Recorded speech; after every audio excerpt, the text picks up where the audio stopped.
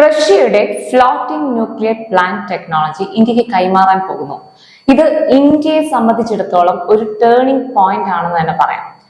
ഈ റഷ്യയും ഉക്രൈനുമായുള്ള യുദ്ധത്തിന് ശേഷം നാറ്റോ രാജ്യങ്ങളെല്ലാം വലിയ രീതിയിലുള്ള ഉപരോധമാണ് നടത്തിയിരുന്നത്. ഈ അമേരിക്കയും UK-യുടെയും ഉപരോധം റഷ്യയുടെ ക്രൂഡ് ഓയിൽ കയറ്റുമതിയെ കാര്യമായിട്ടാണ് ബാധിച്ചിരുന്നത്.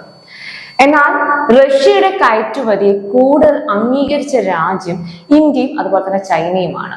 ഈ ഇരു രാജ്യങ്ങളുമായി റഷ്യ നല്ല രീതിയിൽ നയതന്ത്ര ബന്ധം നിലനിർത്തുന്നുണ്ട്. അതുകൊണ്ട് തന്നെ ആണ് റഷ്യയുടെ ഫ്ലോട്ടിംഗ് ന്യൂക്ലിയർ പ്ലാന്റ് ടെക്നോളജി ഇന്ത്യക്ക് കൈമാറാൻ റഷ്യ ഉദ്ദേശിച്ചിരുന്നത്. ഇവിടെ ഇന്ത്യക്ക് ഒരുപാട് ഗുണങ്ങൾ ഈ ഒരു ടെക്നോളജിയിൽ നിന്നുണ്ടാകുന്നുണ്ട്. റഷ്യ നൽകുന്നത് മൂവിംഗ് ന്യൂക്ലിയർ പ്ലാന്റ് ആണ്, അതായത് വെള്ളത്തിൽ കൂടി നീങ്ങുന്ന ന്യൂക്ലിയർ പ്ലാന്റ്. ഇങ്ങനെയൊരു മൂവിംഗ് ന്യൂക്ലിയർ പ്ലാന്റ് എന്തുകൊണ്ടും ഇന്ത്യക്ക് ഗുണമാണ് ചെയ്യുന്നത്. ഇന്ത്യയുടെ ഇൻഡസ്ട്രിയൽ ഏരിയകളിൽ ഇപ്പം ഈ മൈനിങ് പോലുള്ളവ ഉള്ളതിനാൽ തന്നെ കൂടുതൽ ഇലക്ട്രിസിറ്റി അവിടെ ആവശ്യമാണ്. അതായത് എവിടെയാണോ ഈ ഇലക്ട്രിസിറ്റി ഇൻഡസ്ട്രിയൽ ഏരിയയിൽ ആവശ്യമുള്ളത് അവിടെ ഈ ഫ്ലോട്ടിംഗ് ന്യൂക്ലിയർ പ്ലാന്റ് മൂവ് ചെയ്ത് ഇലക്ട്രിസിറ്റി പ്രൊവൈഡ് ചെയ്യാൻ സാധിക്കും. അതിനാൽ തന്നെ ഈ ഇൻഡസ്ട്രിയൽ ആവശ്യത്തിനായിട്ടുള്ള ഈ ഒരു റഷ്യയുടെ ടെക്നോളജി ഉപകാരപ്രദമാകും എന്നുള്ളതിൽ ഉറപ്പുള്ള കാര്യം തന്നെയാണ്. ഇപ്പൊ തമിഴ്നാട്ടിൽ ന്യൂക്ലിയർ പ്ലാന്റ് ഉണ്ടെന്നുള്ള കാര്യം നമുക്ക് എല്ലാവർക്കും അറിയുന്ന ഒരു കാര്യമാണ്. അതിനുള്ള എല്ലാ സഹായം ചെയ്തു കൊടുത്തത് ഈ റഷ്യയാണ്. ഇപ്പൊ തമിഴ്നാട്ടിൽ നിന്നുമുള്ള ഈ ഇലക്ട്രിസിറ്റി ആ ഒരു സംസ്ഥാനത്ത് മാത്രമേ ഉപയോഗിക്കാൻ സാധിക്കുകയുള്ളൂ. എന്നാൽ റഷ്യയുടെ ഈ ഒരു ടെക്നോളജി കൈമാറുന്നതിലൂടെ ഇന്ത്യയുടെ ഇൻഡസ്ട്രിയൽ ഏരിയകളിലെല്ലാം ഇപ്പം ഈ വൈദ്യുതി പ്രൊവൈഡ് ചെയ്യാൻ സാധിക്കും.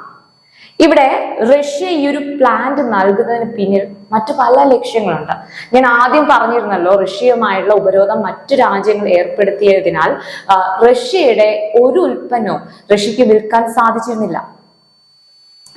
അതുകൊണ്ട് തന്നെ റഷ്യയുടെ ഈ ഒരു ന്യൂക്ലിയർ ഫ്യൂവലുകൾ ഒന്നും വിൽക്കാൻ സാധിച്ചിട്ടില്ലായിരുന്നു. എന്നാൽ ഇന്ത്യയുമായുള്ള ഈ ഒരു പ്രോജക്റ്റ് റഷ്യ വിചാരിക്കുന്നത് പോലെ നടന്നാൽ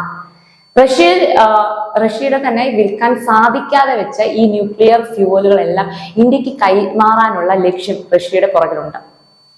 ഈ റഷ്യയുടെ ഗ്രാമങ്ങളിൽ തന്നെ ഈ ഒരു ഫ്ലോട്ടിംഗ് ന്യൂക്ലിയർ പ്ലാന്റ് പരീക്ഷിച്ചിട്ടുണ്ട്.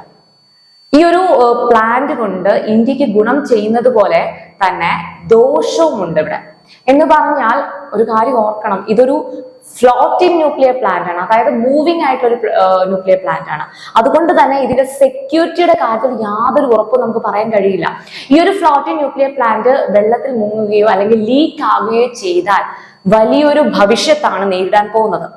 അതായത് ഈ ഒരു പരിസ്ഥിതിക്ക് എൻവയോൺമെന്റിന് കുറെ കാലത്തേക്ക് വലിയ രീതിയിലുള്ള ദോഷം ഉണ്ടാകും. ഇപ്പൊ ജീവജാലങ്ങളെ വലിയ തോതിൽ അത് ബാധിക്കുകയും നശിപ്പിക്കുകയും ചെയ്യും. ഇത് പിന്നീട് മനുഷ്യകുലത്തിന് വലിയ രീതിയിൽ ദോഷം ചെയ്യുന്നുള്ള കാര്യത്തിൽ ഉറപ്പാണ്. പക്ഷെ ഇങ്ങനെ ഒരു ഫ്ലോട്ടിംഗ് ന്യൂക്ലിയർ പ്ലാന്റിന്റെ കണ്ടുപിടുത്തം 2017 റഷ്യ നടത്തിയപ്പോൾ ഒരുപാട് ചോദ്യങ്ങൾ അന്ന് ഉയർന്നിരുന്നു. ഇതിന്റെ ഡീമെറിറ്റ്സിനെ കുറിച്ച് ലോകത്തിലെ എൻവയോൺമെന്റ് ഗ്രൂപ്പുകളെല്ലാം ഇതിനെ എതിർത്തിരുന്നു, ഇതിന്റെ ഈ ഒരു പരിസ്ഥിതി മലിനീകരണവുമായിട്ട് ബന്ധപ്പെട്ട്.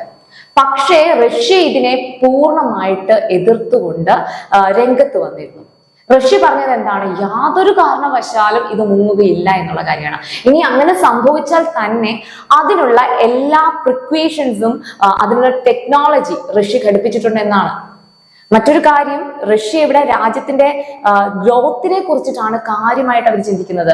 അവരവിടെ എൻവയോൺമെന്റിനെ കുറിച്ചോ അല്ലെങ്കിൽ അതിന്റെ സെക്യൂരിറ്റിയെ കുറിച്ചോ അല്ലെങ്കിൽ മറ്റു ഭവിഷ്യത്തിനെ കുറിച്ചോ ഒന്നും ചിന്തിക്കുന്നില്ല.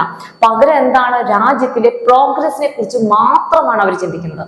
ഇവിടെ റഷ്യയുടെ ഈ ഒരു ടെക്നോളജി വലിയ സാധ്യതകൾ ഇന്ത്യക്ക് ഉണ്ടാക്കുമെങ്കിലും ഒരുപാട് ഭവിഷ്യത്തുകൾ ഉണ്ടാക്കാൻ സാധ്യതയുള്ള ഒരു പ്രൊജക്റ്റ് ആണ് ഇന്ത്യക്ക് കൈമാറാൻ പോകുന്നത്.